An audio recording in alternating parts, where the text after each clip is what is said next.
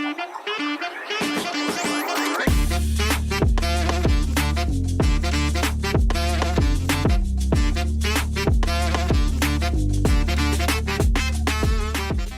afternoon, ladies and gentlemen. It is your boy CIZZY, live action back at it again with another episode of the Voices of Value podcast. And yet again, I come back with what I say every time is another fire guest who we will introduce shortly. But before we do that, remember, if you're watching this right now, you've probably prescribed. We do need to prescribe you with something if you haven't subscribed to the YouTube channel. And if you're watching this without subscribing, you might be an illegal immigrant. Respectfully, to anybody out there who feels disrespected, press the like button. And with that being said, ladies and gentlemen, we have our guest, Whitney Morgan, on the show today. Go ahead and say what's up to the people. Introduce yourself real quick, and then we'll jump into the local and big news of the world. Like you said, go ahead, like and subscribe. It's a pleasure and honor to be here. Whitney Morgan, hailing out of Kansas City, Missouri. Yes, sir. I appreciate that. Local news, ladies and gentlemen. Tech 9. Now, I know you guys might not consider this local business news, but Kansas City seems to be pretty excited about the fact that they've selected Kansas City's favorite rapper, Tech 9, to flip the switch this year for the Kansas City Plaza lights that kind of lights up all the... They normally have the mayor do it, if I'm remembering correctly from the past few years, but this year, Tech has been selected. They kind of announced, I think it's the 94th lighting in the plaza, I believe. And so everyone who loves Kansas City's Tech 9 is kind of cheering for him and excited for that to happen. Personally, I've never found it to be fun to go watch the mayor flick the lights, or I can't even see whoever's flicking the lights because everybody down there parked. Right. You typically got to get in the top of a parking garage or some shit to like find a good spot, and then you see the lights come on, but you don't really know who does it. So, well, some people would consider Tech 9 the mayor or the people's mayor, so that makes sense. You ain't lying. Does he call himself that by chance? Because if he doesn't, he should adopt that. I don't know if he does, but I know he's been advocating for Kansas City for a long time. Absolutely. Only local artist in like a specific town. In case you're like a big celebrity artist that came out of LA or New York City, anywhere else, most people ain't like in their town like that. My man's Tech be acting like he ain't never achieved success in the multi-million-dollar. He's like, nah, we're keeping headquarters here. We're keeping my house here. I'm gonna marry a shorty from here. I'm gonna work out the gyms here. I'm gonna pull up at the mall here. That's awesome. I've been seeing Buddy at the mall every 3 weeks since I was 9. So, anyways, local business, not local business, but definitely local news. In terms of rest of the world, this is some rest of the world business news. Mint, ladies and gentlemen, if anybody knows the budgeting app Mint, it is shutting down. For all of y'all who have been budgeting, utilizing Mint instead of Google Sheets, utilizing Mint instead of Truebill, utilizing Mint instead of any of these other budgeting app platforms, I'm sorry to tell you, on January 1st of 2024, they are officially shutting down, and they are encouraging users to transfer over to Credit Karma. I know they were saying that people were saying they're getting acquired by Credit Karma, but I don't think that's the case necessarily. I think they're literally just shutting down, and then users, if they would like to migrate over to Credit Karma, they can. Right. Outside of that, your account's essentially going to go dead. So I've been seeing a lot of people on Twitter in the uproar, like basically every single person for like 4 days, I've seen people post, what's a good replacement for Mint? What's a good replacement for Mint? And in the topic of money and the conversations we're going to talk about today, what do you use as a budgeting app platform? Or maybe you don't. Maybe you use Google Sheets. Maybe you use your iPhone notes. But let's start there for the day. Well, shout out to Google Sheets, by the way. Google Sheets, if you don't have software for whatever you do, then Google Sheets definitely is a good replacement. But for me, I use Rocket Money. I like Rocket Money. I think it's like $9.99 a month, but it's a budgeting tool. It helps you save money on specific types of bills and things like that. It'll alert you to, hey, you're spending too much on car insurance or whatever, and they give you options to save money there. So it's been an asset since I've been using it. I love that, and I believe they were formerly Truebill. So I was like thinking, I was like, I don't think Truebill's around. But then I remember, I was like, oh, I know what happened. They may have been acquired. Yeah, may have been acquired and switched up the name, and now it's Rocket. Right. What do you say, Rocket Money or Rocket Finance? Yeah, I had them for like 2 months ago. But then, you know, when things just don't transfer over well? Like you try to like sync your bank accounts with your new budgeting platform, and just one thing goes wrong, you're like, fuck it. You just delete it. That's what happened. One thing wasn't connecting. I said, whatever, cancel the subscription, went back to Google Sheets. So give them another shot. Give them another shot. I think about it. I'm in the Google Sheets lifestyle right now. Gotcha. I might just have to keep it simple and manually enter in the transactions. Whitney, first and foremost, thank you for making time to come on the show today. I would love to take this opportunity right now to kind of dive into your story. We like to start all the podcasts out with kind of letting people get to know who the guest is before we start talking business or whatever it might be. So you say you're from Kansas City, Missouri. Whereabouts did you grow up? Where'd you go to high school? What were some of your hobbies growing up? So that's the thing. I say I'm from Kansas City, Missouri. I've lived in all aspects of Kansas City. On the Kansas side, Johnson County, KCK, Wyandotte. I lived on the Missouri side. But I say when people ask, I'm from America. I mean, I've lived in Atlanta, Georgia. I've lived in Minneapolis. I was born in Minneapolis, Minnesota. I've lived in Washington State, out in Seattle. So I say ultimately I'm from America, but I've been in Kansas City the longest, and that's where my heart is. That's where I became a man. That's where I got married. That's where I've had my kids. So that's pretty much where I say where the heart is. I went to KU, so Rock Chalk to everybody out there listening to Rock Chalk. I've got a degree in architecture and urban planning and did the corporate thing. And then during the pandemic, I decided to start my own business, and that's what we're going to talk about here now. Hell yeah. Tried the traditional route, and now I'm an entrepreneur. I love it. Now I want to dial it all the way back. So you lived in quite a few places. Was that in your like post-teenage years, like after 18, or were you jumping around military family, or kind of run us through your upbringing and the kind of family dynamics that had you traveling across the country to live in random different places? It wasn't because of military. I was raised by my father, single parent household, but different than a traditional single parent. Most people assume, that your mother must have raised you, but it was opposite for me. So me and my dad bounced around a lot of different places. My formative years, my adult years was here in Kansas City. So we moved here when I was like 14. But so before that was all the bouncing around and things like that. And in certain aspects of my life, I lived with my grandparents as well. Yes, sir. So Kansas City, why did Pops choose Kansas City? Did you guys have family here already, or did Pops grow up here and born here and then kind of just made his way back? What's the storyline of how you ended up in KC when you're 14? We have a lot of roots here, a lot of family here. So yeah, my grandparents, they're both from here, and then they moved to Minnesota once they got married and moved away, and decided to start their own traditions and their own family. So a lot of my dad, my uncles, my aunts, they were all born in Minnesota. Interesting. And then, so I was born in Minnesota. And then my dad and my mom decided to go to Atlanta for whatever reason. Maybe it was Freaknik, who knows? But then, so I was being raised down there. My mom moved back to Minnesota. My dad stayed down there. And then I believe a conversation with my grandma. I think my dad was stressed out about something. I don't know. I was a kid. And he decided to move here because it was a good foundation, good schools, good cost of living, a lot of family here for support. So I went to high school here, went to college here. I decided to stay. He moved back to Atlanta to further raise my little brother. I have a little brother who lives in Atlanta still. And now he's back here as well. So something about Kansas City, we just always come back. It's kind of funny, I've met so many people, including I'm the youngest at 8, so including a similar, I guess, habit, you could say, of individuals who leave Kansas City but always find themselves coming back. Sure. Now, typically the reasons they give are, just reasons that sort of make sense. I had 3 kids. It was too hard to raise them where I was at, or I needed to support a family or something, so I came back home.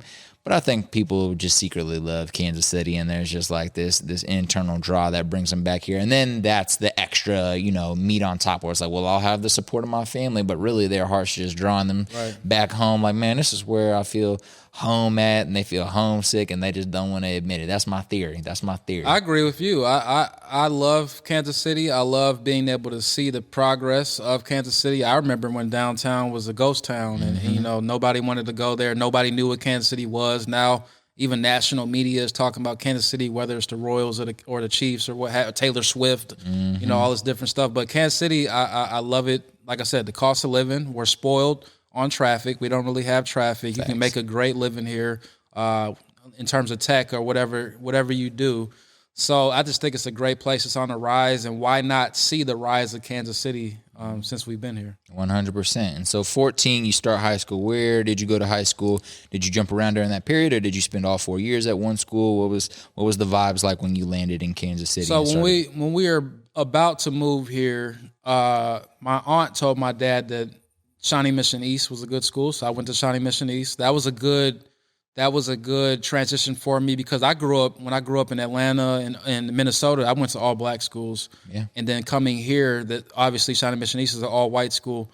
But I learned a lot about finances. I learned a lot about running a business. I learned a lot about different aspects of life and how other people live. And that opened my eyes to a lot of things. So I'm the type of person, I can get it along with anybody in the room. So I was able to have black friends, white friends, whatever the case may be. So now I say from the block to the boardroom, I can converse with people on the street, or I can converse in the boardroom with people who are CEOs or who have you, and be comfortable wherever I am because of my background. I love that. And do you feel like that was developed during that 14 to 18 years, or do you feel like from when you was a kid, you was like, man, I can get down with anybody? Maybe you went to a school and grew up around primarily black, whatever, you know what I'm trying to say, primarily black folk, but then when you transition to this school where you're exposed to different cultures and different backgrounds and people who are working different types of jobs, right. Do you feel like, because this is a conversation I've had with a lot of people on my show who Sure. have been in a primarily black or Latinx Sure. neighborhood school district until they were 14. Mm-hmm. Their parents were like, unfortunately, and we can dive into this another time, but there's a lot of things from property taxes to dollars and why the schools are fucked up in these areas. Right. But unfortunately, the school systems typically aren't that great in areas populated with our people.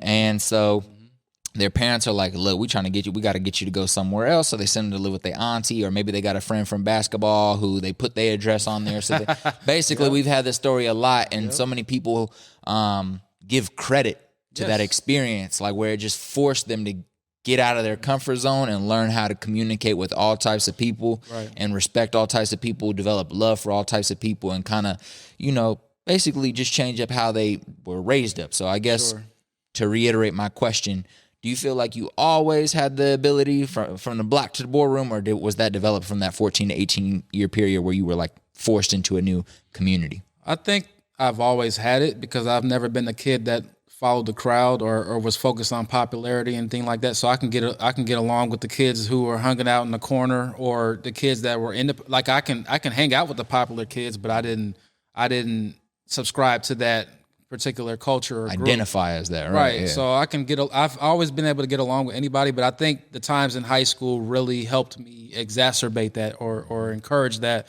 because I had to. So now I'm going to house parties and meeting people at $1 million homes and things like that, and I'm living in an apartment, and my dad has a broke down Blazer, but I'm driving that to these $1 million homes and fitting right in because I have that confidence in myself to be able to, I belong with these type of people, and they're welcoming, right? I mean, you still have racism and things like that, but I just had that, I always had that confidence in myself that I can belong anywhere. I'm not particular to a certain area. I think some people, they only view themselves as comfortable in Wyandotte County or something like that. Yeah. And that's never been my mindset. So I think, to your question, it's a mindset thing. I've always had the mindset that I can go anywhere on God's green earth and fit in or prosper. I love that.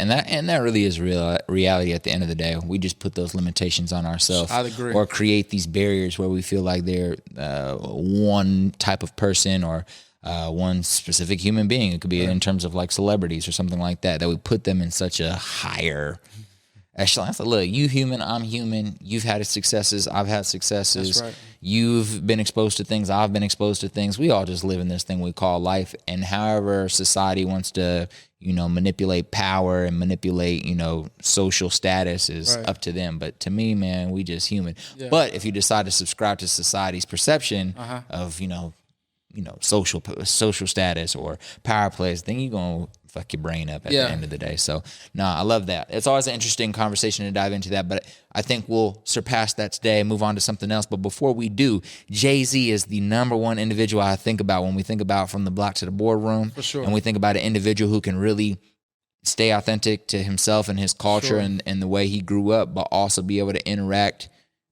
comfortably in any space and just move with a certain level of swagger that's like just very natural to him, but can like shapeshift in any space without changing who he is. So it's kind of weird. Shape-shifting, but not changing who you are. Skill. It's definitely a skill set. And I think a lot of people, if they could just go back and listen to Jay-Z's music, if they could just go back and watch his interviews, I think people could learn, specifically in our community, could learn a lot. Yeah. From Jay. And, you know, sure, maybe you don't like his music. Maybe you're more of a Lil Uzi Vert song type of person. That's one thing. But go watch a lot of Jay-Z's interviews, and I think we could all learn a lot from how he carries himself. Yeah, Jay-Z, Nas, a lot of people, I think that what you said, listening to his music, that should be a course. That should be mandatory to listen to Jay-Z, because he does embody and exemplify how to move through this world, coming from a particular environment, and now he's rubbing elbows with people like Warren Buffett, and, the commissioner of the NFL, and things like. People wonder, like, why is Usher going to be the halftime show? Rock Nation, Jay-Z, they have a hand in all that stuff. So Jay-Z dropped a lot of gems. That's probably my favorite rapper of all time. Yes, he dropped a lot of gems in his music. Yes, he talked about dealing crack and his environment and things like that, but he talks a lot about how to transition throughout life. Even now, he's making music about being married and having kids and things like that. He's an older guy, and he's walking around with he's got dreads or whatever he's got in these corporate settings, but like you said, he's still true to himself. So he's able to walk in these corporate settings. Like, if they don't know him as Jay-Z, like, who's this random guy in a suit with dreads, but he's Jay-Z. Yep, straight up. And you're going to know when he walked through. But that's only because he carries himself that way and presented himself that way and built his personal brand that way and just stayed true to that all those years. Do you have a favorite Jay-Z line? Oh, man. Everyone's go-to is always like, I'm not a business. That's an easy one. I'm business, man. Or whatever he say. So there's a song, You Don't Know, and he was talking about different business ventures that he was getting into. So he was talking about not just like this is off the Blueprint, and Blueprint's 2001. So at that time, everybody else is just rapping. Everybody's rapping. He's talking about Rockaware. He's talking about different alcohols and things. In 2001, that's what everybody's doing now. But in 2001, he's talking about I'm raping Def Jam, so I'm the 100 million man. Things like that. So he's just talking about crazy. I think he said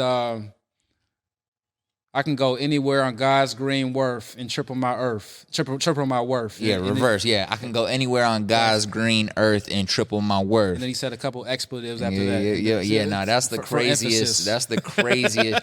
If you listen to that whole verse, anybody, like, just look up what we just said. I could go anywhere. I think it's called You Don't Know. Yeah, that track is crazy. And then there's one track where he says I don't know if they call it a triple entendre or something, but he's like, he does a lot of those. Bruh. I jack, I rob, I sin. Oh, man, I'm Jackie Robinson.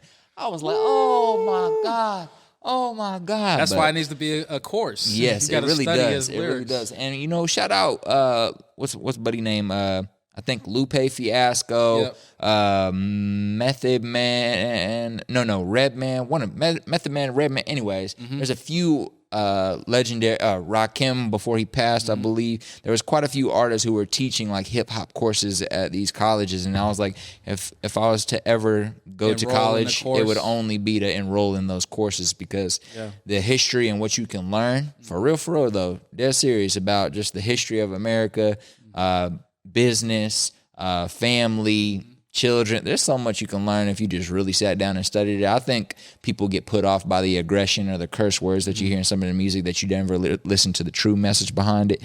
And I just think people miss a lot from not. It's funny you mentioned like hip-hop. Little Uzi Vert and people like that. You're like, there's entertaining rappers, but whoever's listening, don't think of rap as just entertainment. There are a lot of rappers who are dropping gems, dropping history, dropping wisdom over a beat, and they're just saying it in a form that rhymes. But if you really listen to it, there's life advice, there's how to build wealth, there's how to raise a family, there's religious tonality, there's a lot of different factors of living life in the record.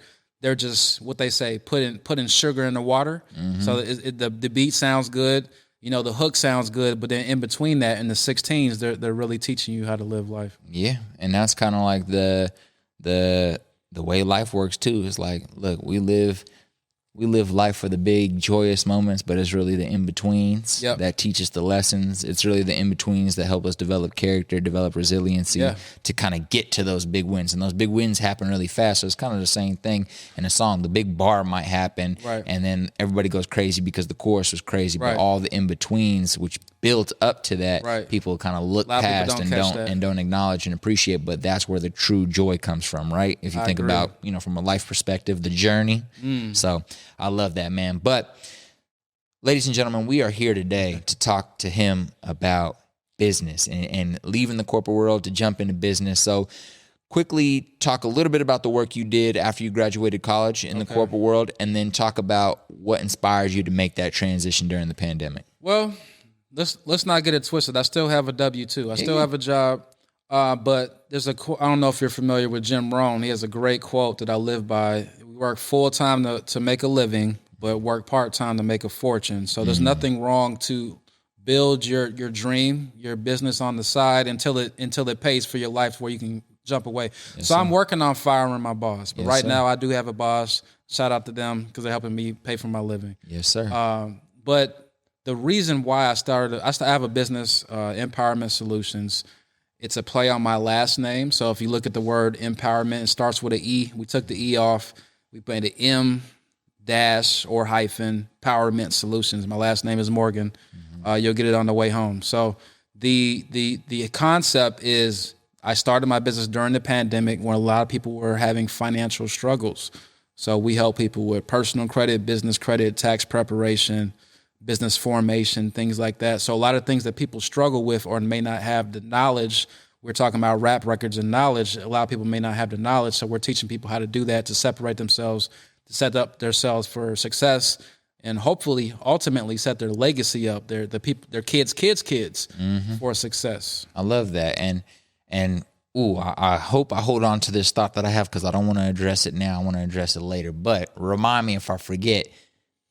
I want to dive deeper into generational wealth and whether it's good or not good. Not the DJ Envy version. This is talking about real generational wealth. Oh, Lord. We might have to talk about that, too. That might have to be the clip of the day. But what led you to become or desire to become a specialist in this area? Because, you can be working. You be like, all right, I'm taking care of my bills, able to take care of my family. And you can be like, I need to learn more about this for myself. But what made you want to learn so much more and information so that you're able to teach and apply that to other people's life and help them, win themselves? I guess what led you to create that desire to create a business around this? Personal experience. I've struggled with debt. I've been in debt consolidation. I've been to the point where we were thinking about or considering bankruptcy. I've been to the point where we had our kids, my beautiful daughters, Anila and Aria, we had them back to back. So there was medical bills that were stacked up back to back. My wife's been laid off 4 times during our marriage. To God be the glory. Now she works from home. She doesn't have a boss. She doesn't have a job because of the business and the job that I have. We're able to support her, and she's able to work from home. But to answer your question, personal experience and studying up on these things. Why does people in certain zip codes have bad credit? Why does redlining exist? These different things that separate people and set certain people up for success and other people's not. So teaching people, especially women, black and brown, whoever needs the knowledge, because most people have less than perfect credit when you do the numbers. How can we help people get a home, get a car, get business credit? Insurance checks your credit as well. There's so many different factors that check that 3-digit number. I call it the adult GPA, that your credit. It's your adult GPA. So outside of just money, outside of just cash, credit is very important. And a lot of people don't understand it. And a lot of people look at it as a negative because they have poor credit. So let's flip that. Let's learn how to use credit to our advantage and use other people's money, OPM, to fuel our dreams. And I'm sure we'll get into that. Of course. What I want to dive specifically into is Can you give maybe a list of things that run off of credit? A lot of people get so fearful around credit because their parents had a bad situation around credit growing up, and so then their parents were like, finally, say their parents took 20 years to pay down their debt to zero, and then when their kids like 18, they're like, don't ever get a credit card. Right. It's going to ruin your life. Like I was paying that down all the time. It's the devil. They just trying to take your money. That's what I heard growing up, and I know plenty of friends did. So how can we flip that, explain to young bucks coming up, 26 and under, who are getting ready to go get their first car, getting ready to invest in their first property, getting ready to go and try to move into an apartment in LA that's going to do a credit check on them and do a background check. Like, just explain a few different ways that people could be missing out if they don't like try to build credit while they're young, like how it could hurt them, I guess you could say. So we've all seen how credit can hurt you young in other ways. So a lot of parents, we've all heard stories of parents putting their kid's name and light bill and different factors like that and messing their kids' credit up later on. Before they even know about what credit is, For the young people listening, credit is important because when you do go to get your first apartment, when you do go to get your first car, when you go get your first job, they check your credit for jobs, for cars, for apartments, for insurance, for a lot of different factors in terms of living life. Credit measures your risk as an individual. So if I'm a bank or a lender and you're applying for something, I don't know you from Adam. What is your ability to pay me back? This is not a grant. This is not a scholarship. This is a loan. I'm loaning you money. I don't have a problem loaning you money if I know that you're going to pay me back. So we use that credit report, that credit score to determine, well, not we, they use that to determine your risk profile. So what you want to do as a young person, even as an adult, as an older person, is increase that risk profile to the point where you're considered low risk so that you can get funding for a car, a home, or what have you, so that you don't have to get a cosigner or don't have to get my wife got I remember when we were in college, she had to get a PT Cruiser that was like 7 years old and like a 25% interest rate because her credit was bad and her parents didn't want to co-sign. But if they were proactive and help her set up her credit early on, she wouldn't be in that position. So that's just one example of a lot of parents being like, well, I had to go through it, so you got to go through it. You mentioned like the credit cards. Credit cards are not the devil. Money is not the devil. The love of money is the root of all evil. Money itself is a tool. It's a piece of paper. Credit cards is the tool. It's a piece of paper. So learning how to properly use it is what separates the poor from the rich, in my opinion. 100%. And although business credit was the focus today, I do want to focus on personal credit just for a little bit because the majority of people listening to this are probably going to go down that path before they get to building a business. As they probably should. Yes. So what should people avoid when it comes to getting a personal credit card? Say somebody out there just applied. Maybe I just sent my girlfriend an Amex referral. And I'm like, all right, I just sent you this. Go fill this out, and it'll get me $500, whatever. Say I already know about credit, but she don't, right? I send it to her. She gets approved for a $1,000 credit line. What should people know before they spend any money on a credit card? It's not free money, and credit cards are a credit building tool. That should be how we look at it. Credit cards are a credit building tool. You're using that credit card to help build your credit profile to get other forms of credit, whether it's personal loans, lines of credit, et cetera, et cetera. The basics rule of thumb, if you have a credit card, let's say $100, the basic rule of thumb is 30%. So you should keep it under 30%. If you want to be an A+ student, keep it under 10%. So break that down in numbers. So use like you said, let's use $100. Sure. Imagine that's a $100 credit line. Obviously, that's never the case, but you get what I'm saying. Just for namesake. So $100. What does 30% utilization mean? Like, just break that down for somebody who didn't catch that. So if you have a $100 credit card and you're at 30%, that means you have $30 balance on the credit card. So that is a good rule of thumb if you're a beginner. If you know a little about credit and you're a little bit more experienced, then you should have a 10% rule of thumb or utilization, meaning that you should keep that balance under 10%. So another factor is due dates and statement dates, Collis. So most people are familiar with your due date. Your credit card bill maybe is due on the 15th, and most people pay it by the due date. You should change your line of thinking. You should pay that credit card by the statement date, because the credit card company reports the balance to the credit bureaus on the statement date. So when you receive a statement by mail or your email, if you got, PDF or whatever, that's the balance that they use to send to the credit bureau. So that determines your credit score, how much debt is on that card at that particular time in history. So if you get in the habit of paying your credit card down before the statement date, then it's actually going to help raise your score. And another thing about credit cards, you cannot get, those 750, 800 credit scores without a credit card. Credit cards make up 30% of your credit score. So, I'm not going to go into all the different, right, yeah. But there's 5 different factors. Credit cards are the second highest factor in determining your credit score. So if you don't have a credit card, you're not maximizing your potential on your credit score. So let's not be scared of credit cards. Let's learn how to properly use them to help build that adult GPA. I love that. And like you said, ladies and gentlemen, good rule of thumb. You just get your credit card. If you're going to use it, only, at the beginning, if you're going to use it, 30% utilization. So imagine you got $100, 30% utilization is $30. Right. So you would spend $30 on that card and then pay it off before you use any more money on there, correct? So if this credit card is cash, the bank gave you $100. Most people want to go out and spend that $100 in full, right? Let's not do that. Let's put 70 away in the sock drawer and somewhere else. Let's put it so we can't access it. So in our mind, we only have $30. Now, let's use that to get gas, or I don't care if you get a Starbucks or a stick of gum, because you should use it. Because another myth is that I should pay it off to zero every month. Some people are on the opposite end of the spectrum. They use it and they pay it off every month. That's good, but you actually want to have a balance, because the way that the scores are calculated, it actually is better to have a very small balance. That's why I say 10%.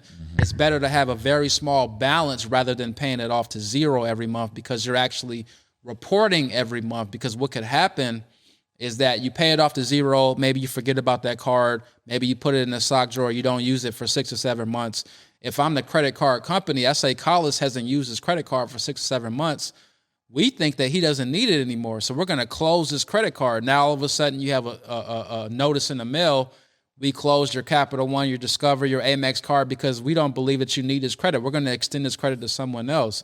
So that can backfire on you when you pay it off to zero and don't use it. And every month that balance is zero, it's not helping you build your credit score. So going back to the point that you should view that credit card as a credit building tool. Everything that reports to your credit report is a credit building tool. So that credit card is a tool. It's not free money. Use it wisely. And we'll get into business credit, but if you're in business, if you don't have any business credit established yet, but say if I took Collis out to coffee or lunch or something like that, let me use that credit card to do that. Okay, that's my one usage of that credit card for this month. I pay it down. That's it. I used it. I'm good. It's going to report. We're good to go. I'm going to pay it by the statement date, but I used it for that specific purpose. So have a specific purpose for that credit card.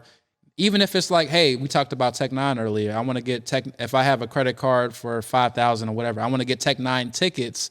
I use it for that specific purpose. I didn't have the cash. That's okay, but have a plan in place to pay that balance down under 30% so it's not hurting you when it's time to report.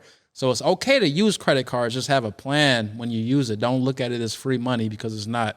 Because they're earning, the credit card is earning interest, and they're making money off that interest. So if you get too comfortable having a large amount of debt on a credit card, you might find yourself in a position where you can't pay it off. And the bank's loving you because they're making so much money off of that debt every month. That's why they killing it. And I think a lot of people go, they take everything to the extreme, which is funny thing about humans. It'll be like, okay, they'll hear this podcast and they'll be like, okay, 30% utilization. Or no, they'll be like, okay, I should always keep some money on the card, just a little bit.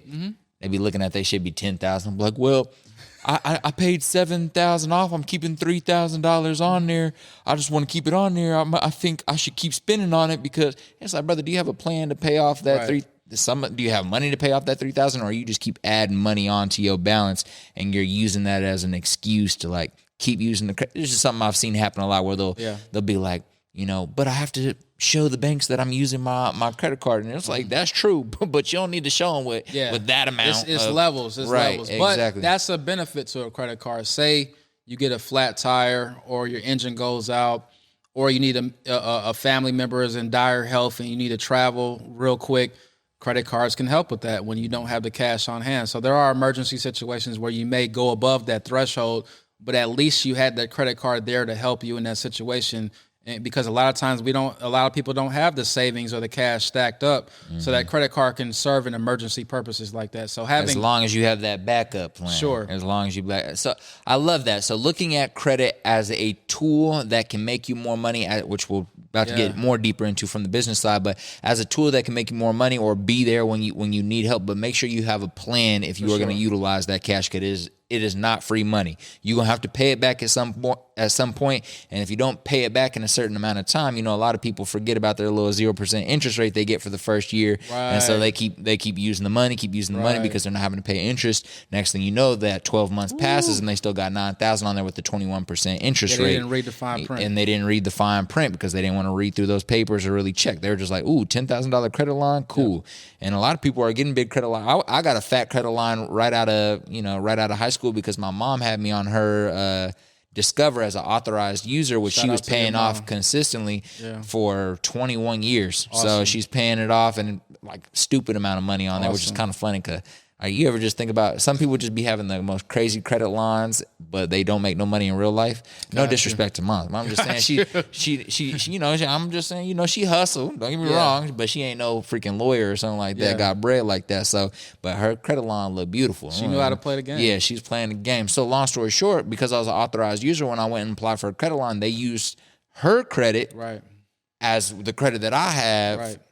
Technically, but not really, to judge how much money they're going to give me. And I got like $9,000 on my first credit card with technically no credit history, except for the fact that my mom put me on as an authorized user. So would you mind quickly breaking down authorized users, how that works, how it can be, again, a tool that you utilize inside of your family household, whether it's with your kids or your siblings or uncles, cousins, things of that nature, and then we'll transition into the business credit. Sure. So your mom did the opposite of what most parents do, is in terms of putting a light bill or something in their kid's name and not paying it and letting that default. She was proactive. She put you on a credit card, and so when the banks looked at you, when you got that $9,000, they looked at your credit profile based on her putting you as an authorized user. So they use her credit history, like you said. So you had 21 years of history. She paid it on time every month, and she probably kept it under a certain threshold. So that benefited you as a young high school student, because she made you an authorized user on that account. So if you are a parent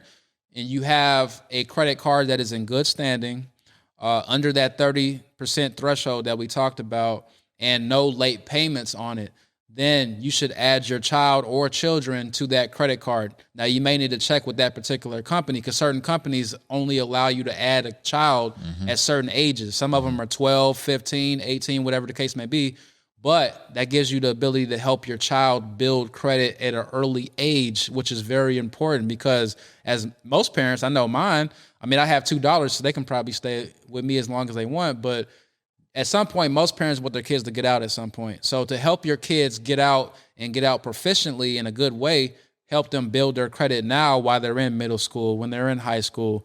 So once again, when they go to buy their first car, they get their first apartment or what have you, it's a lot easier process. If your kid has good credit, they may not have to pay a deposit on an apartment. They may not have to pay a deposit on the car, or a much lower deposit, because you made them an authorized user. So authorized users you're adding the child to the credit card, but you don't have to give them a lot of people assume that she didn't have to give you a credit card. She didn't give me a card at all, actually. Yeah. She kept it for herself. She said, you ain't touching this. So that was smart, because you weren't financially savvy at that point. So she added you as an authorized user, meaning that you were able to benefit from her usage of the credit card, but she didn't give you a physical credit card. So once again, once you got older, you were able to benefit from that. So the opposite end of the spectrum is, once again, do not add a kid to an account that your defaults on, or you have late payments every month, because the negative information will travel as well. It's not just the positive. So if you're adding that child to an account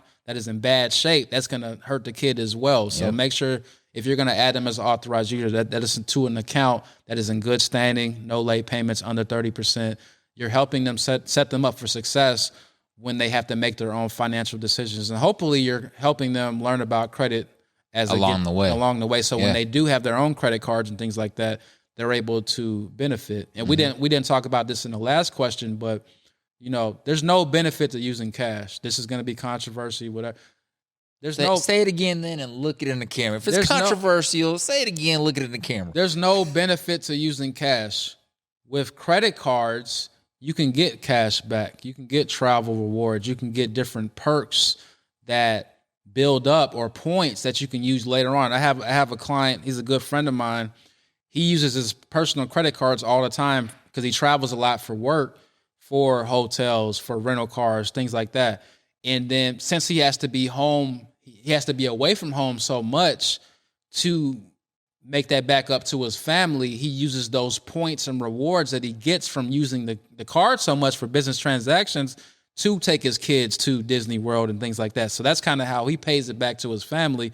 But he got that from rewards and points. If he was just using cash for all of those transactions, there would not be any points. There would not be any rewards. And to not get it confused, ladies and gentlemen, debit card is also cash. Yeah. Debit card is just a card from your bank using your own cash that they have or they may not have. Facts. That part. Another story, another day. Right. No, I love that. So to kind of recap that before we transition into business credit, ladies and gentlemen, essentially, if you're getting a personal credit card, under 30% utilization, once you lock in on that, get really good at that, ideally take it down to 10, regardless of how much your credit line is, just try to adhere to that. If you adhere to that, you don't pay on the due date, you pay on the statement date, keep it under 30%, ideally even better, under 10%, and use it in every situation that you can. Just have a plan to pay it back before the end of the month or, by the statement date.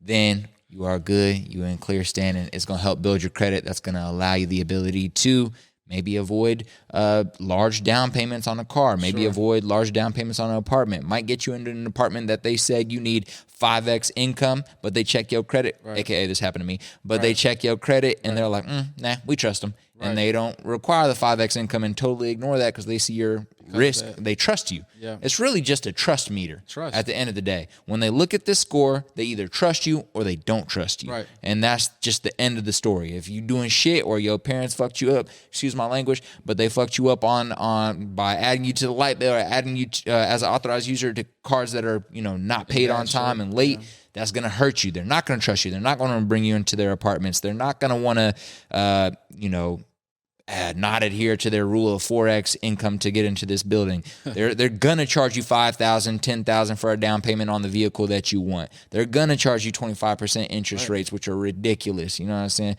So you're setting yourself up for success if you adhere to those simple rules. But it's hard as a human. Yeah. So just make sure you're ready. When that time comes, you're ready to be disciplined with that credit card.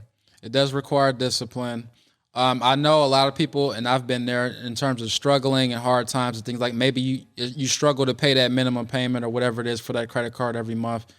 Look into, we mentioned due dates. Mm-hmm. So you may have personal loans, you may have credit cards, you may have different bills that are due at certain points during the month. When we were going through hard times, I had to learn, when does this account report to the credit bureaus, and then when do they consider it late in terms of when they report a late payment. So this is the other side of the game. So if you are in hard times, learn when that credit card actually reports a late payment to the credit bureaus. Some cards report 15 days, some cards are 30 days. So learning how to leverage I can only pay these certain bills during this paycheck. I can wait on this personal loan because this personal loan, like an auto loan or a home loan, most of the time, they're not going to report it late to the credit bureaus until 30 days later. So I'm not advocating that, but just learning when different accounts report to the credit bureaus actual late payment, you may be able to manage your paychecks. A lot of people are living paycheck to paycheck. So that was just another knowledgeable nugget in terms of learning when to pay certain accounts and still stay within the threshold of having good credit, because no late payments are actually being reported to the credit bureaus. And call them, talk to them. A lot of times when we get in hard times, we avoid the mail. we don't answer the calls. Let them know, hey, I can't pay y'all right now, but I plan on paying y'all on the 27th when I get paid. What can we work out? They'll be more willing to work with you if you talk to them, and if you ignore them, they're just gonna assume that you're not gonna pay, and they're more likely to report a late payment. But if you tell them, or raise that interest rate, I lost my job, or I don't have it right now, but I plan on paying at a certain date, or I can make a partial payment today.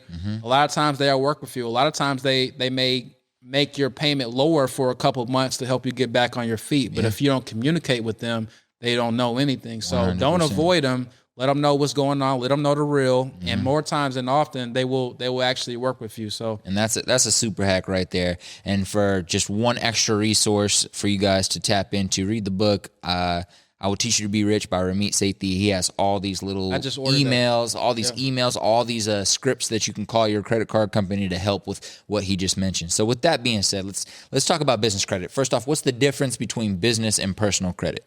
The easiest way to describe the difference between business and personal credit is credit that is in your name, in your social security name that is attached to you.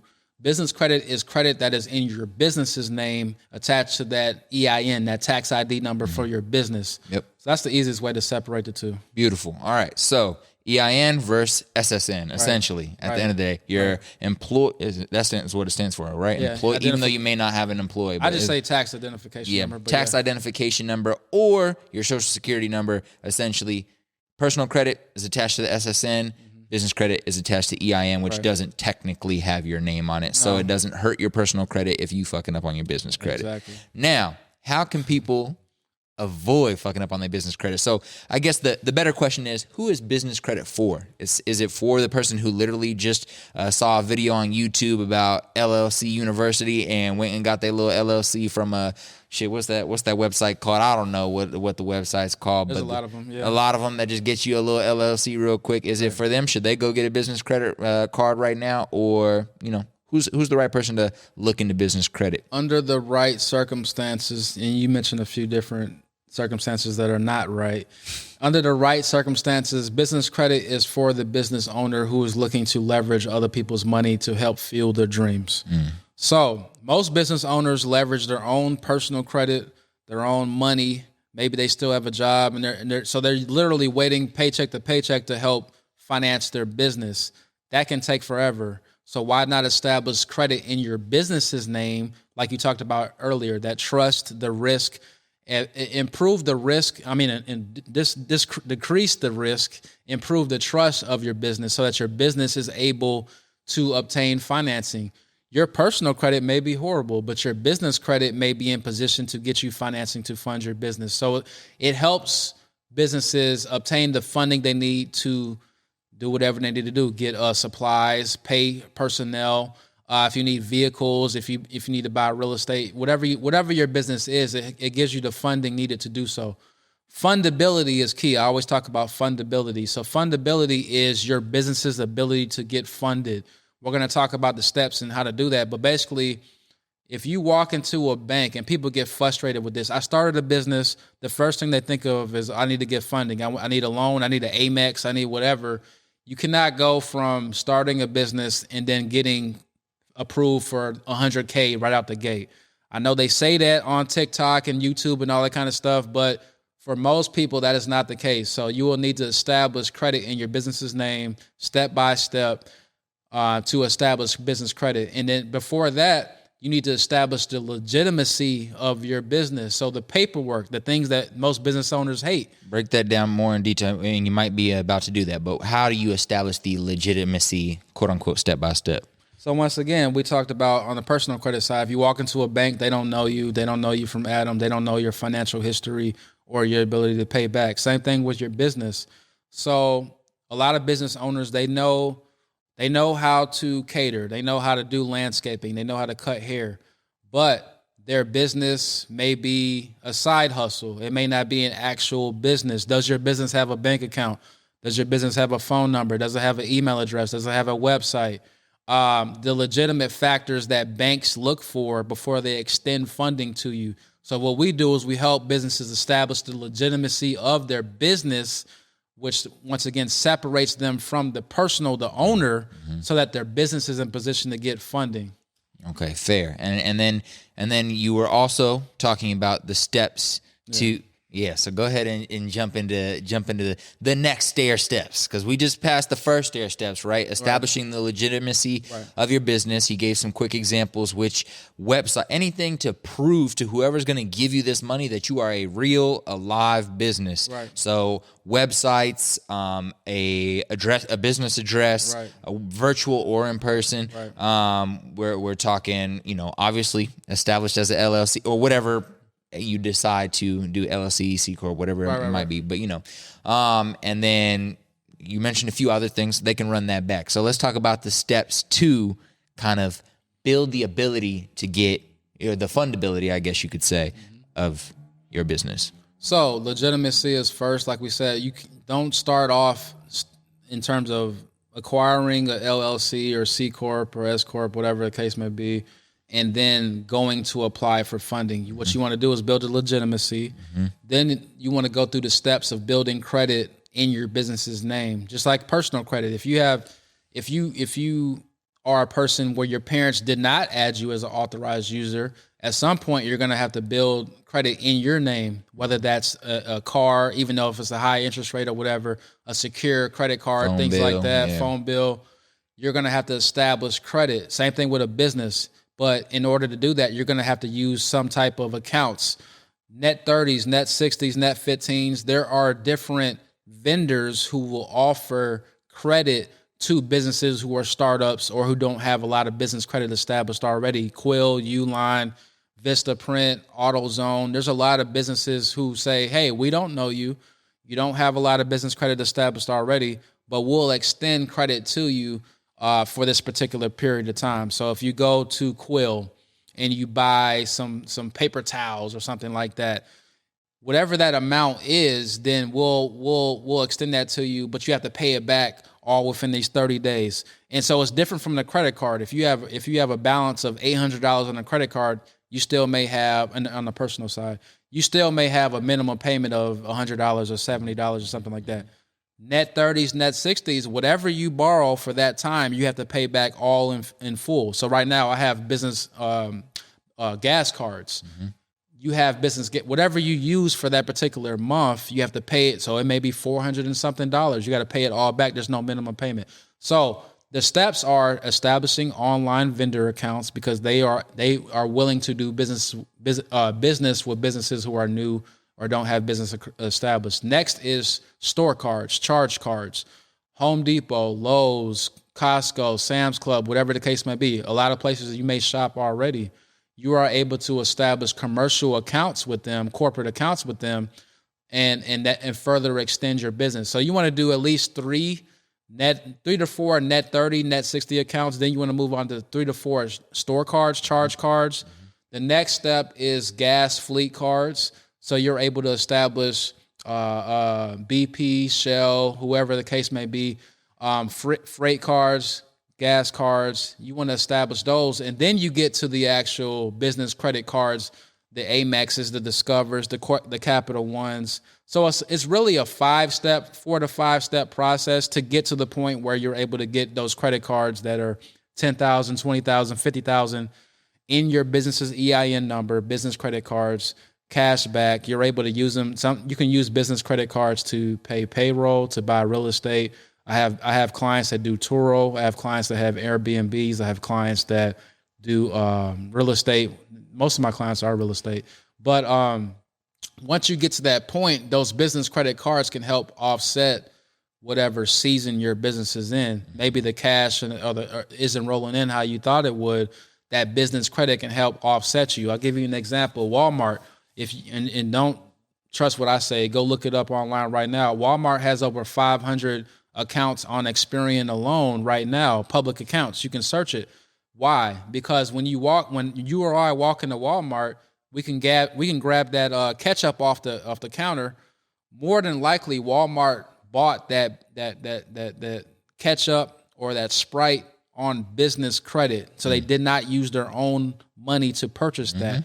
Us as the consumer, we pay the cashier marked up, right? So they may have bought it for $1. We paid $3, whatever, for that. So they use that money to pay back the business credit and then keep the profit. Whatever is left over is and the the profit, whole right? transaction, Walmart never used their own money. So, but you don't have to be a Fortune 500 company to do that. Right. You as a business owner can establish business credit to help offset, once again, utilizing other people's money to fuel whatever service or product that you offer. And it helps keep you afloat, because there's a fact or a quote saying that most business owners fail. 50% of businesses fail within the first 5 years. I'm sure that number exacerbated during COVID. A lot of businesses went out of business. Why? Not because they couldn't cater, not because they couldn't do landscaping. It's because their finances, their accounting, their credit, their ability to obtain financing was hurt, because they were, once again, utilizing their personal credit or their money that they were getting from elsewhere, cash, that ran out, and they didn't have any business credit established. So business credit can help you stay afloat, and it can help finance your dreams ultimately. I love it. And now I want to dive into the question of there's plenty of people out there that believe in themselves, believe in their business, believe in a business idea. Watched 77 TikTok videos that just got them juiced up, fired up to go start a business, which is cool and all. Run through a wall. Yeah, run through a wall, which is cool and all. But I think there's two sides of the coin. You know what I'm saying? There's people who have a business plan. Right. They have a process. They have a system that they've put in place that they plan to execute on. Absolutely. To generate capital and revenue for the business. At the end of the day, your business ain't a business till you make some money. I agree.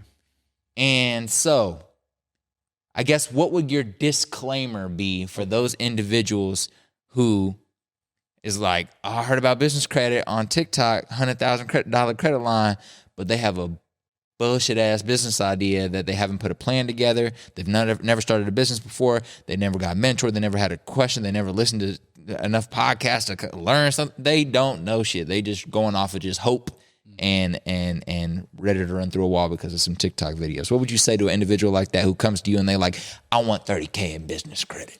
There's a lot of misinformation out there. There's a lot of misconceptions. The number one misconception that I get is that people think that you have to have great personal credit to get business credit. Once again, business credit is separate from you, the individual, so you can establish that. The main thing. Say the question again. Yeah, I guess my question really is, there has to be a line where some people should get business credit and some people maybe shouldn't. So for those individuals who should take a double thought about it, you know what I'm saying? What would you say to them, or what type of individuals would that be? I know for me, like, I remember I was thinking about, I did end up getting business credit, but there was a point where I was thinking about doing it and then I decided not to go out there and get this business credit because I didn't have a plan. I didn't sure, I had the motivation, like, oh, I'm gonna make a business work, you know what I'm saying? But like, I wasn't like super committed necessarily to the business. I wasn't necessarily comfortable, going out there and getting a line of credit for something I don't know if I'm gonna go all in on. And I didn't want to have $10,000 just sitting in front of me that I could utilize when I don't really have a plan yet.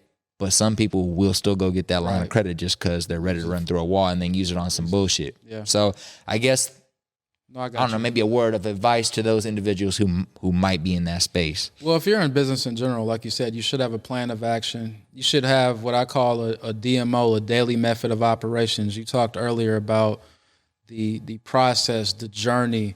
A lot of people look at businesses as just like, oh, I'm going to start a business and I'm going to become a millionaire and everything's going to be great. Exactly. No, you have to have a plan of action every single day, what you're going to do. So if you do not have a plan of action on what your goal is, because you need to start with the end in mind first and then work to that. What do you need business credit for? What do you need financing for? If you can't answer that question, you don't need business credit. If you're not good at paying bills on time, you don't need business credit yet. We talked about budgeting apps. We talked about discipline. We talked about mentorship. We talked about copying the right cat. That's one aspect of mentorship that I consider in terms of looking at people who've already done it successfully and follow their paths realistically, not just saying bullshit on the internet. Right. So if you do not have a plan of action, a vision for where you want to go, if you do not have systems in place to keep yourself accountable and disciplined for your finances and for your daily actions as a business owner, to make sure that once you get this $10,000, $100,000, that you're not going to use it correctly to make more money. Because the plan, the reason you get business credit is to use other people's money to make more money. That's why you should be doing it. Yep. It's not to get business credit to pay your rent or to buy your girlfriend something nice and now you're the hero, but now you owe $700 and you don't know how you're going to make the money because you didn't have a plan to actually make that money back. So I shouldn't buy the proposal wearing on my business Amex. No, you should. All right. Just want to make sure. Baby, you're going to have to wait another year. Yeah. You're going to have to wait another year now. Unless you have a plan of action. I'm going to use Chase's money to buy this ring for my wife, and I have a plan of action. I'm going to churn out 100 podcasts this year, and I have a plan on how I'm going to make that money back. See, you're a smart guy, so I have confidence that you can actually do that. But if you just are only looking at the transaction and you don't have a plan of action to make that money back, it's not a smart investment. So utilizing business credit or your own cash or personal credit, you should have a plan on how to use that to make more money. That should be your plan of action. But if you're not disciplined, if you don't have systems in place in terms of how to make revenue on your business, then maybe you should focus on that first. Establish a business plan. Make sure your business is legitimate on paper. The very first step is having a business bank account. A lot of banks don't consider you a real business until you have a business bank account. So now I'm going to put on my tax hat. You don't want to commingle funds. You don't want to be making business transactions out of your personal bank account because now you're bringing those transactions. Now you're bringing the IRS back to you as the business owner because you're using personal checking account or savings account for business transactions. So you definitely want to keep everything separate. And that's one thing we do is we help the business owner separate the business from them. That's why it's a limited liability company, right? You want to separate the liability from you, the business owner, so that if anything happens, they cannot come after your personal assets, the child's your 401k plan, the child's 529 plan, or whatever it may be. You want to separate yourself from the business because people look at people like Donald Trump and they say, oh, he's filed bankruptcy a million times or he's had businesses that failed. Well, he was able to do that because it was the business that failed. Donald Trump didn't fail. So you can start a new business tomorrow. You can start a new LLC, EIN tomoror. That's what I didn't understand. Separate. I didn't understand that back in the day. I remember I was sitting down with like my older brothers, who or a specific older brother who does well with his finances, manages well. He's not the oldest in the family, but he's very much the oldest in the family in terms of the most mature and wise and understands money, handles all the money for my parents and all that type of shit, right? Awesome. And so I remember I was just talking that shit about, young bull, 18, just talking that, hey, I'm going to do this and do that, blah, blah, blah. And he's like, and what you going to do if it doesn't work? And I said, I'm going to just file bankruptcy. I hadn't even thought about that. Yeah, but I was like, I'm going to file bankruptcy. He said, you going to file personal bankruptcy? I said, yeah, it's going to be fine. But I wasn't thinking about the question, though. He said, yeah. Are you going to do it personal? Mm-hmm. Yeah. So I think that last 10 minutes right there was super important for people to run back. I think there's a lot of motivation. I love people being motivated. I love people being inspired to start businesses. I love people thinking differently about how they can make their business work by using other people's money. I love people learning business and understanding how to leverage, again, other people's money to be able to like finesse and finagle and turn your business into a reality. But I think it is really important for people to like settle down for a second and think about the things you said, having a daily operational procedures, having a business plan. Like, what is my plan to sell off these 10,000 shirts that I'm about to order? Mm-hmm. You know what I'm saying? Like, what is my marketing plan? How am I going to distribute this? Am I going to do 3 pop-ups a week because I don't have a website? Cool, but at least you have a plan. You know what I'm saying? Whereas a lot of people just drop the 10K, right, buy the merch, no plan. Now they fucked out some $10,000. Now they're even more dead. And now they mad at somebody else. Like, you told me to get the business line. Why'd you do that? Now they mad at the TikToker. But it's like, listen, bro, you just should have thought a little bit longer about it, or at least invested in somebody you trust who can educate you about what's happening, which I hope some of this podcast does. So I think we're coming up on about 45 minutes, so we got to keep it within our hour. Taylor, what I would like to do is I would like for you to talk about everything that your business does, like some of the resources that your business provides, plug a little bit of your business information, and I'm going to ask you a few final bonus questions before we wrap it up. But first, I want you to kind of plug your business. What do you guys provide? What's the name again? Where can people find you? Just so that they can start doing that now before we hit the end of the pod. Absolutely, Collis. And once again, thank you for having me on your platform. I want to say one more thing before we move on to that. Please do.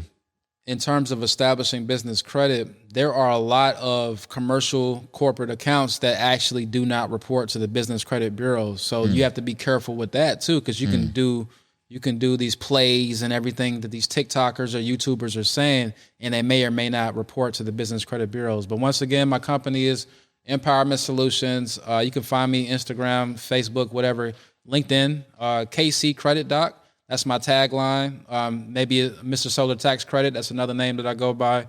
You can find our website, empowermentsolutions.com. And going back to, I practice what I preach. So my email is info@empowermentsolutions.com. We have a corporate number. We have a virtual office. So I'm not just talking. All of these things I've done myself to help legitimize my business and separate it from me, the business owner, because banks and lenders, they don't want to see, voicesofvalue@gmail.com. They want to see Collis or info@voicesofvalue.com. So buy that domain name for your business once you get that LLC, so that everything can be incongruent with each other. It can be congruent, it can be consistent. It's all about legitimizing your business. So making sure your paperwork is in order so that you can obtain this financing that you need for your business. Like Collis said, having a plan of action and make that happen. Going back to your earlier point, if you're going to do 3 pop-up shops a week, or if I'm going to, for me, I offer a service. So I have a plan of action to talk to a certain amount of people per day. I have to follow up with those people. I have to learn more about those people. What are their problems? My company is Empowerment Solutions. So we have solutions for people's financial problems. I can't do that if I'm not a good listener. I can't do that if I don't talk to people. I can't do that if we don't have success stories. And because most of my clients are from referrals. The services we offer are personal credit, business credit, tax preparation. There are some other services in terms of business formation, consumer financing. We help people get credit cards, secure credit cards to help build their credit. We help people put their rent on their credit report. That's another gem, because that's a lot of people's biggest financial burden every month, but you're not getting credit for it on your credit report. So we help people get credit for that. Establishing credit growing activities like Grow Credit. So if you have streaming services, we can add that to your credit report. You mentioned phone bills. You can do that with Experian, things like that. And so that's pretty much it, man. There's more, but I don't want to bore you guys with all that. If you have debt, if you are looking to purchase a home, if you're looking to buy a car, if you just want to, if you may already have a 650, 700 credit score, and you just want to be able to get to an 800 just to go to a party and say, hey, I have an 850 credit score. Some people want to do that. I have clients that literally just say, I want to have the highest credit score possible. There's nothing wrong with that. We can help you with that. And some clients I say clients, but some people I say, hey, you don't really even need our services. Here's a couple things you can do. Check in with me in a couple months and, you should be good to go. So it's not about money with us. It's about increasing financial literacy. I'm going to remind you, we talk about financial literacy, generational wealth, and, learning all the things and applying all the things that we didn't learn in school. Mm-hmm. Mm-hmm. That's what it's about, because everything we just talked about in this 45, 50 minutes, the majority of it is not taught in school unless you go to a private school or something like that where they maybe specialize in that. But most people don't learn about these things until they're an adult and they don't know what's going on. I love it. Well, first off, let me dap you up. Thank you for reminding me, because the question is generational wealth even worth it, ladies and gentlemen? For the producer, the content creator in the background, for you, for me, for the listeners. Listen, I'm pretty sure the statistics show that by the second, so I have my kid, cool. They utilize the money well, they run the business well, they take over, they do their thing, they don't go crazy, they don't fuck off the capital. But the next one, spoiled. Boom. Everything kind of just disappears. Money goes bad. Business goes bankrupt. Things go to shit. Business gets bought out by some other corporation. They mess it up because they don't know the family values, blah, blah, blah, and everything kind of goes to shit. And now by the fourth one, they broke. You know what I'm saying? Back to square one. So the question from me to you, for somebody in this industry who thinks about this often and is, trying to help people create that financial legacy, I guess you could say, or make sure the kids are going to eat and their kids going to eat, is like, Do you really believe in that? And do you really think it's worth it? Or should we just focus on ourselves? Like, get our money up and then teach our kids, but don't give to our kids. Does that make sense? Teach our kids, share the value, share the game so they can go get it on their own, but leave it up to them. Because if we hand it to them, if we hand the full keys to the whole mansion, they might just fuck it off. I think you just said it. I think it's about, yes, positioning. First, you have to position yourself and your generation for success. And so when you're at a position where you can live comfortably and live on your own terms, and time freedom is the biggest asset to me. Being able to structure your day, your year on your own time. That's why entrepreneurship is so great, because you're able to live on your own time. So to me, time is more valuable than money. But anyway, positioning yourself first and then teaching your kids the values that got you to that point. Not just about money. Obviously, you should teach them about money. You should teach them about credit, but teach them about hard work. Teach them about properly structuring their time. How did you get to that point? I think transferring the knowledge and the applied knowledge is more important than just the money itself. Because like you said, you can give the next generation or the second generation the money, but if you're not transferring the financial literacy and the knowledge and the opportunities that got you there, then they're gonna fuck off the money. We talked about, me and my wife talked about when our kids get to a certain age, having the money there, but kind of structuring everything like a Shark Tank. Like, okay, like you have an idea. We're not just going to give you the money. Pitch it to us. Convince us why we should invest in whatever you want to do. I love that. And so it's like, because you're preparing them for the real world. Because if you go to that bank or a lender or anybody, even if we're talking about entrepreneurship, and people get scared of sales or selling. You sell every day of your life. When you propose to your wife, you sold her. When you try to negotiate for a job, or you try to negotiate for a promotion, you're selling yourself. People sell every single day. They just pick what they choose to sell for. So teaching your kids how to sell themselves, how to build confidence in themselves, and how to have confidence in themselves is very important. But the hard work, the knowledge, and like I said, the applied knowledge of what you learn to get to where you are. And I'm not saying it's possible. They may still F off the money, but at least attempting to teach them the applied knowledge that got you to that point is important, not just giving them the money, because knowledge by itself is not power. Applied knowledge is power. You can read all the books in the world, but if you don't act on those, if you don't do anything with that knowledge, it's never really going to amount to anything.